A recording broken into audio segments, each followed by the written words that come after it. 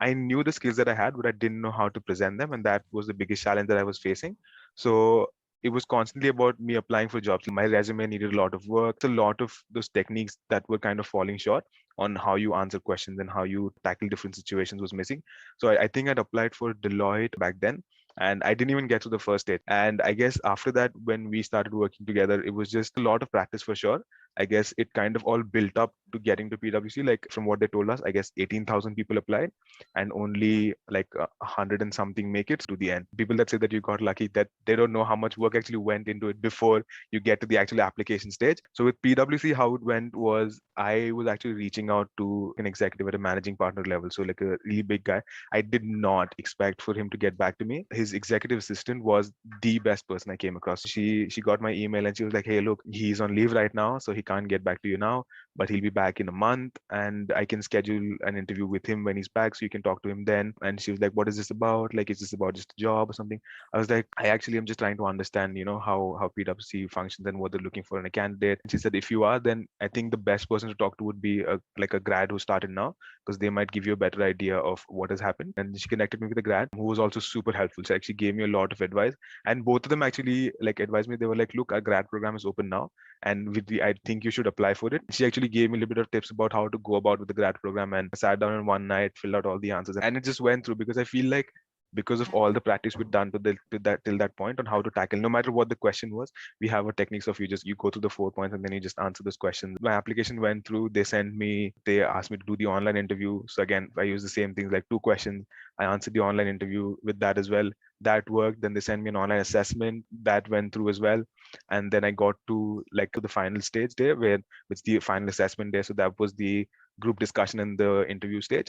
Mm. And again, so the group discussion, I remember we had a talk just before we started. And so when I'd called up this managing partner to talk to him, he also kind of gave me a little bit of advice on how PwC's future looks like and how to just tackle these situations and what they're looking for, and what makes a candidate stand out. So obviously I made notes of everything that he said, because that advice never goes to waste.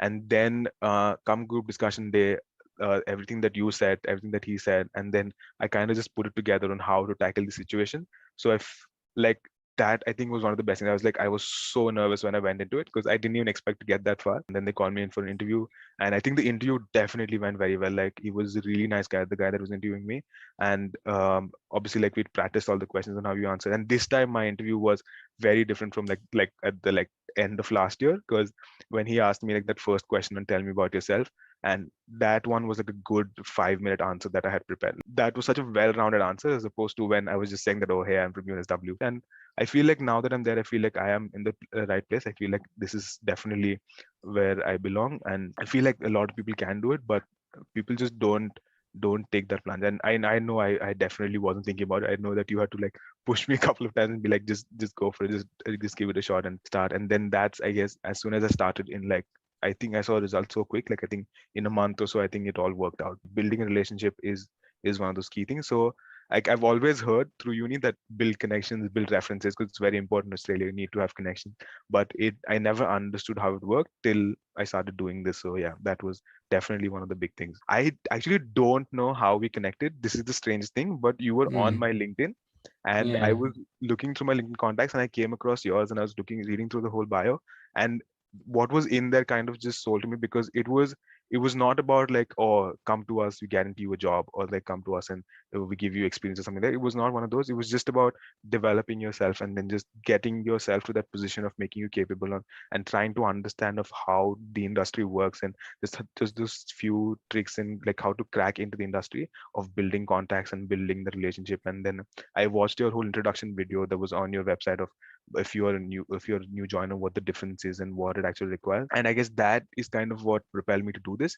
Is like I realized that there was this was the factor that was falling short in mine, is about having that experience but not being able to present it, and not being able to reach out to many different people, not being able to understand how the job industry works, because I was just going on Seek and applying and hoping that people call back, which is, as we all know, it's not very often that happens, no matter like who you are. So I guess that was the main factor. And I guess as since it started, I've always seen it like being one of the best decisions I made, because I know that if it was not for grad jobs, I definitely wouldn't have gotten to PwC, because I would probably still be doing the same things I was doing before and still keep hoping. Maybe just reach out to random people on LinkedIn, just saying, do you have any opportunities? That is the question I would use, which I have not used ever since we started working together at all.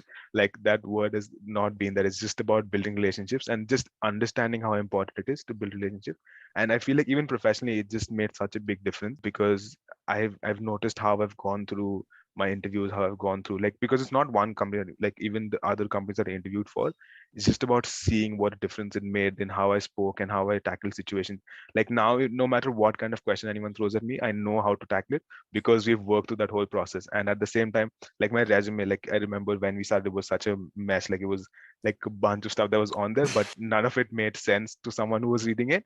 So it's just about like making sure and making everything on point. So a lot of these things people don't think about, but that was the main selling factor of that gap that I noticed in myself of not being able to reach out to the industry, and that kind of like shortfall in professional skills. So not Mm. exactly, but that skills that require you make you an appealing candidate. So that shortfall is kind of where I identified that that is the gap that you were filling, and that seemed perfect. Like that is what I was looking for, not someone without pay and they'd be like, oh hey, come work for us, or hey, this we guarantee you a job, because that is not like, obviously I wanted to do the work and apply where I wanted to apply, but I just wanted like a little bit of professional help, and that is exactly what I got. So yeah, I think one of the big things is that don't be afraid to ask for help, because I know I was one of those people. And the other thing is genuinely try to assess where you're falling short, because a lot of people don't want to do that. Like if, for example, someone called me tomorrow and be like, hey, do you want to run through how you interview?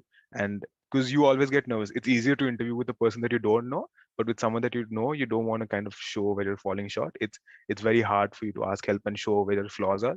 So I guess Mm. it's just about like trying to be aware and trying to understand that, look, there might be something that I need help on, and just going out there and saying that, hey, look, can you help me?